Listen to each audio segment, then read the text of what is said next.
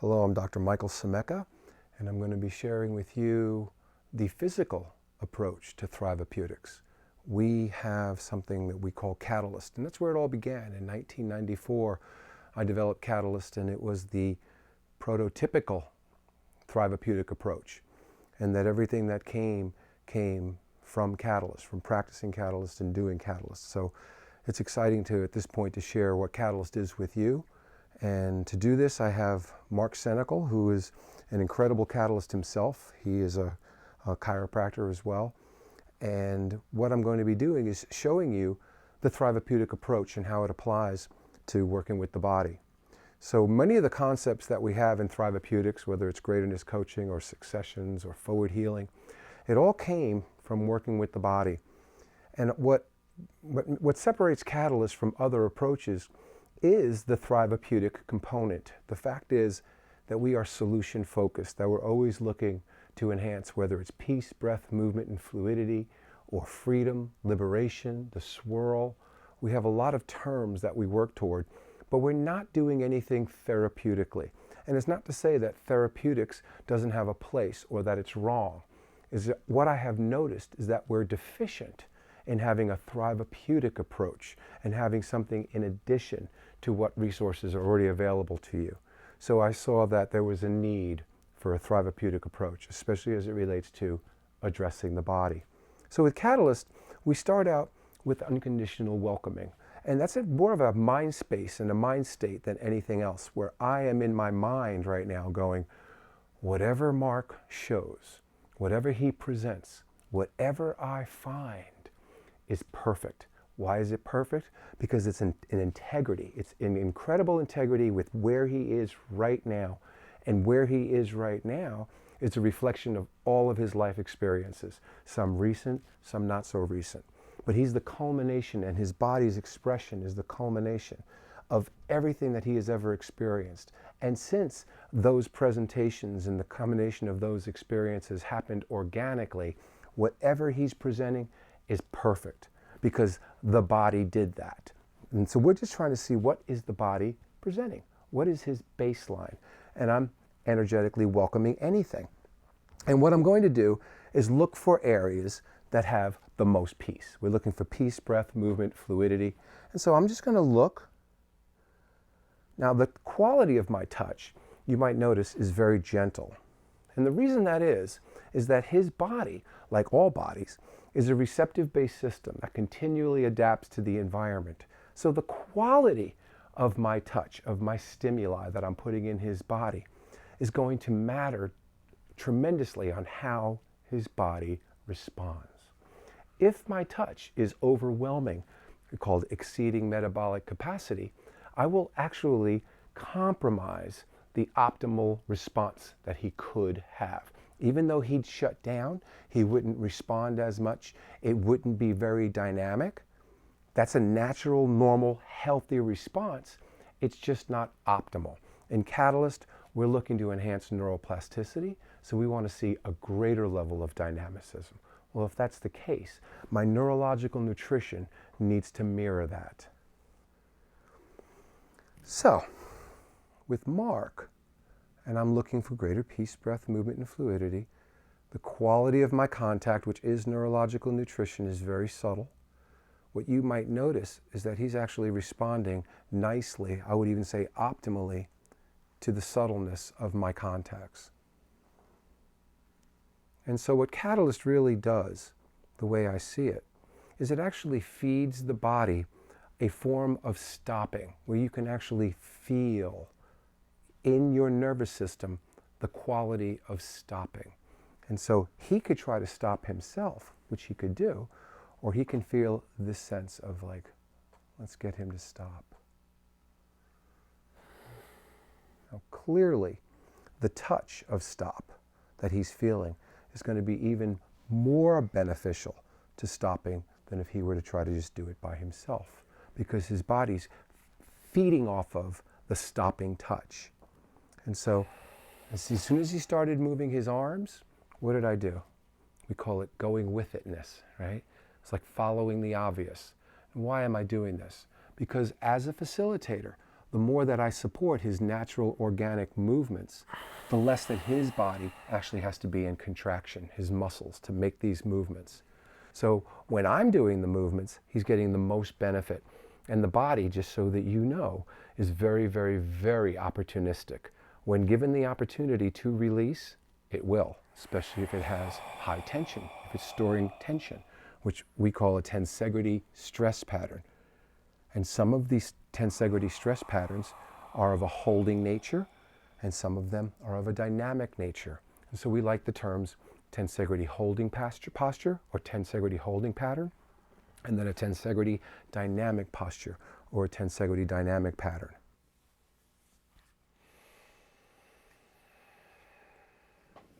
Now, the term catalyst is very, very near and dear to anybody who practices it, because the idea here is to jumpstart the body's ability to actually reorganize itself or facilitate itself. It's homeostasis. That's how the body maintains health. Now, the more plastic the body, then obviously the more optimal will be the homeostatic regulation, or the body's ability to reorganize in newer, healthier, more dynamic, I like the term sophisticated ways. So what you're going to notice is that Marc's receiving a lot of responsiveness from one contact, hence the term catalyst. So what we're doing is while Marc is responding, I am reminding myself, I don't want to compete with that. That's an optimal contact, obviously, because he's still running with it. His body is still working with that information. So I'm working with the fact that his body is still working. So there's no reason for me to introduce a new stimuli, because I want him to optimize the last stimuli. So I hope that makes sense. And the thing about Thriveapeutic and the Thriveapeutic model that I think I love so much is that it's solution focused. Now, what is the benefit of being solution focused is that Marc is truly a participant, not a patient. And so by being solution focused, that we call a participant, he is doing what he knows he needs to do. If you notice, he's more involved in his process. And that is key. And Catalyst encourages that. So it's not like he's dropping his body off as if it's a car and say, rotate, balance, and align. You know, he's here and he goes, hi, I'm ready to participate. How would you like to catalyze my process? And I would say, I love that. I have a dose of awesome for you. We've got some incredible stimuli I can give to you. And so when I'm doing this work, there are many different types of scans. There's a tactile scan where you use touch. There's a dynamic scan where we use motion. There's actually a resonance scan where I'll actually feel whatever it is that I feel. Because when I'm working with one person, I will organically feel something. When I'm working with a different person, I will organically feel something else. And that's called resonance. And that resonance is having an impact on my sensory system. I just say that that's significant. And whatever it is that I'm feeling, no matter how different it might be, it's significant. Meaning that's a form of scanning. And sometimes when I'm with someone, I may breathe a lot more. I might feel like, oh, wow, just being with you makes me breathe. This is all part of resonance scanning. Other times, when I'm with somebody, I have a very difficult time breathing. It's like, oh, I can't breathe, just by being with them. And so that's a form of scanning. And so when that happens, I know that there's a call to answer for me to do whatever I have to do to make sure that I'm breathing better, right? So I'm going to answer that call first. And with Marc, I breathe very nicely when he's here, because he's also breathing very nicely. So we can call that mirror neurons, we can call that epigenetic influence, we can call it whatever you want, but it's working. And so we can let go of resonance scanning. Another scan that I really love so much, we call it visual scanning, which is a form of observation. I do that one a lot. And so what I do with that is I actually consider, while I'm working with the body, what would it feel like if I were to touch this area? What would it feel like if I touched this area? And I listen to the feedback that I get. And when the feedback is more breath-filled, then I go there, actually to see if I am accurate. Does this increase more breath? And so when I'm visualizing Marc, what I see clearly is just a lift right here on the back of his neck, ever so slightly, that he might even challenge that I'm even lifting him, because barely touching him for real. And because it's Catalyst, I'll just get off right away And I'm very, very, very pleased with how the minimal amount of contact just made an incredibly optimal kind of response. And so this is powerful.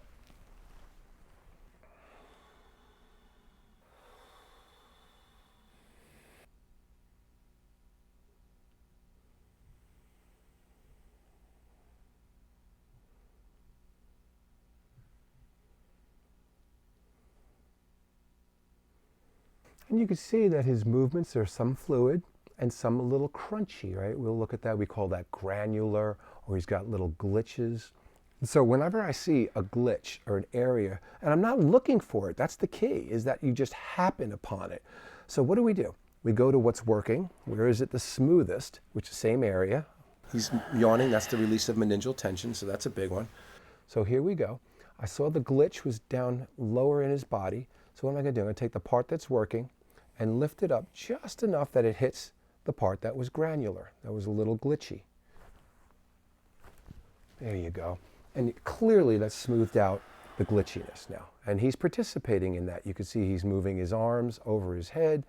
This is helping him become more participatory in the process. He's cooperating with the wisdom of his body as he's getting more and more in touch with it. And that's beautiful. In the pure form of going with itness, as soon as he went here, and I saw the breath, I saw an opportunity for me to do a slight lift right here. And I mean slight, look at that.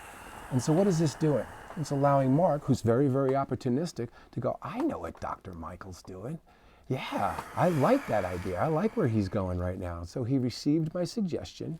He considered it, not very long, because he went, yeah, I'm going there. I know what he's doing. Yeah, and he did. And so now, because he's really, I'm holding him, I'm going to let him down easy. And from here, I'm just going to, what's called recoil, means get off quick, so he can just kind of process that himself. And I would say this is a very optimal response. Now, Mark's been receiving the work for a while now, so now this allows for passivity. By me supporting him like this, he doesn't have to hold his leg like this, which is amazingly beneficial.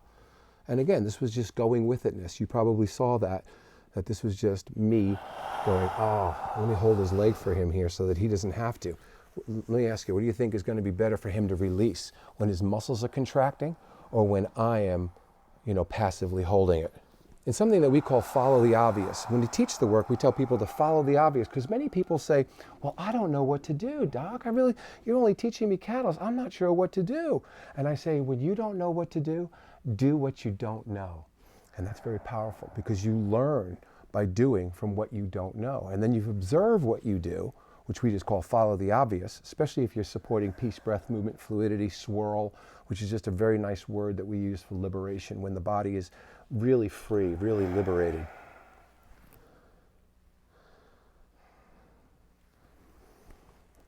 So outside of spotting him right now, there's not much that I can do. I like where he is. I like how he's responding. And so I'll just observe, and I'll just be in that same space of like welcoming everything and anything, going, knowing this is perfect. Wouldn't you agree that this is perfect? And wouldn't you also agree that it's his body's wisdom or body's intelligence that actually is running this session, telling him how to move, where to go, what to touch? And see, I'm just a catalyst for that.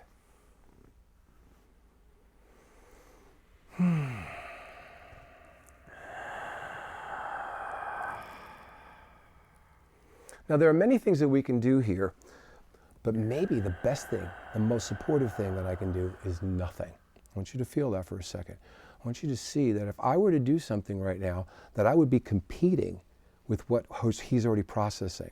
So even though, yes, I can do something, the greatest something that I can do right now is nothing. And that's very, very important.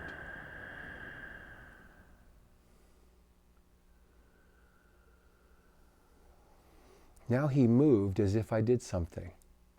So where did that something come from? It came from within the wisdom of his process, from the integrity of his process. And so I'm staying with that. I'm not going to leave that. And in Catalyst, we have a bunch of lines. They're really, really beautiful. It's Move in such a way that your movements don't disturb the stopping. Speak in such a way that your words don't disturb the silence. And then touch in such a way that your touch doesn't disturb the process. So you tell me, how am I doing here?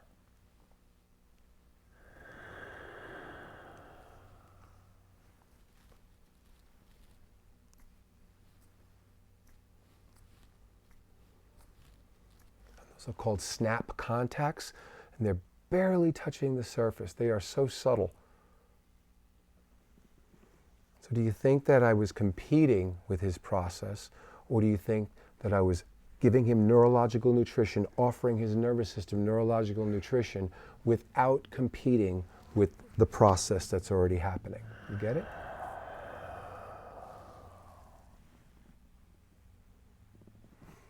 And he just showed something that I'm very familiar with. I have a history of working with Marc. And one of his greatest benefits is when you do passive movements here.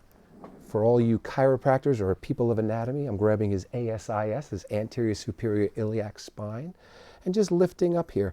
Now, can you see how the body is opportunistic? He is getting benefit from this that he cannot get any other way. If he were doing this, his muscles would be contracting.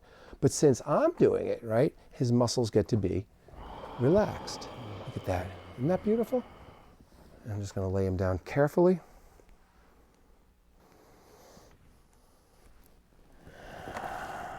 Now, the thing that I love about Marc is he really is clearly a great, great participant. What does that mean? It means he's empowered. He's given himself permission to move however he needs to move. And whenever. And with the quality of catalyst. In this way, he's helping me facilitate this session. He's a real participant. People throughout the years have asked me what would I like, people to remember about Catalyst or about the work. Clearly it's the languaging. That we focus on areas of influence, what's working. That he's a participant, not a patient, not a practice member. He's a participant. This is his show. And that I'm a catalyst. And that we talk about going with itness. And we talk about neurological nutrition. And we talk about Thriveapeutics. And all of these words play into the neurological nutrition that his body's receiving, which is the difference between eating healthy food or eating toxins, right? So these concepts are so respectful and so unbelievably supportive that by me holding this mindset, it's doing so much benefit for him.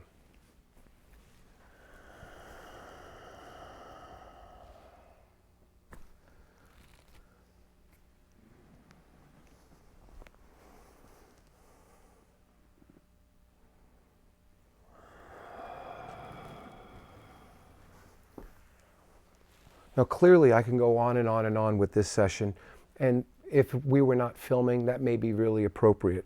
I like sessions that go around 15 to 20 minutes, and I do what's called Blue, which is a type 4 catalyst, which is very spiritual, all done in silence. I like to do those for about 45 minutes because it really helps the body acclimate, to settle in.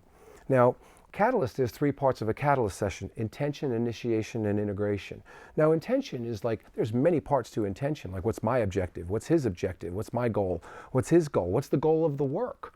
And so we kind of address that with receiving a catalyst session because Marc has been doing this for a while, that he quickly went into the participant archetype. And you can see that where he's in receiving mode.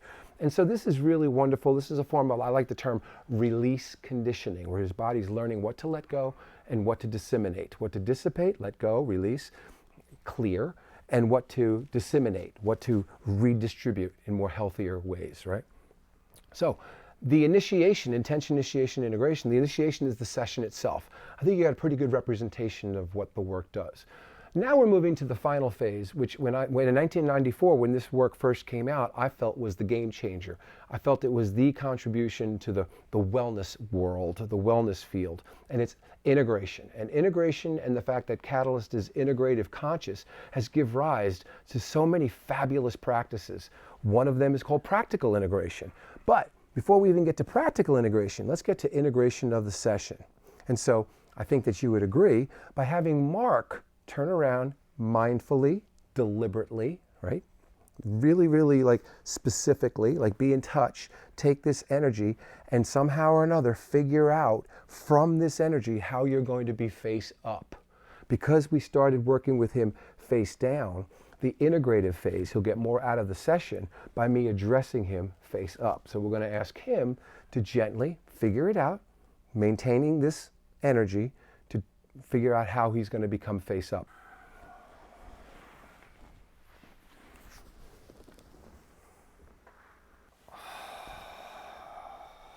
I hope you heard that. That's the breath of release, right? The breath of freedom. Now, if you heard that and you heard the quality of that, then you yourself know, could you imagine the benefit if you were breathing like that because you are getting this work? Okay, there is something called mirror neurons, right? The Gandhi phenomena, right? The Gandhi gene, where you can empathize with what a person's going through. You could understand by hearing that breath on a very empathetic level, where you can actually get the benefit from hearing him breathe like that. It's like,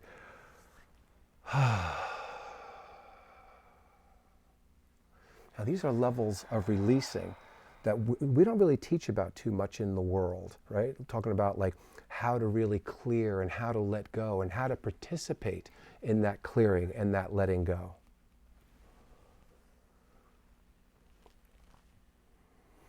So just so you know, there's something called the dry sponge phenomena, and that was named because when people receive this work as well as he's doing, we call that he was previously catalyst deficient. That's like the sponge is so brittle it's almost ready to crack and break and rip up into little pieces. And then you put it in water and what happens? It absorbs the water. All of a sudden it's back to being itself again. Where a second ago it was just ready to crack.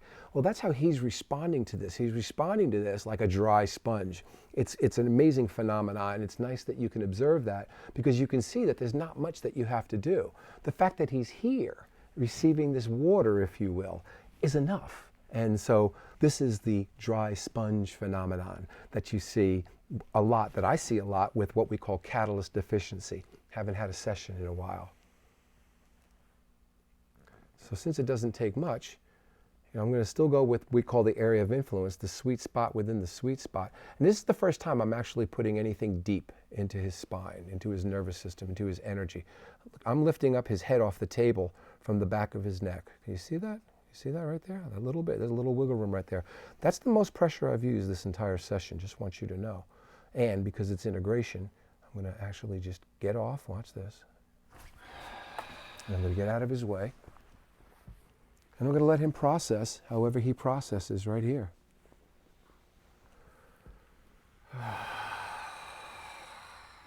You're welcome. Everybody who's watching this, if you're paying attention, you're probably getting an aspect of this session in your system just by watching, which is like receiving a session for free.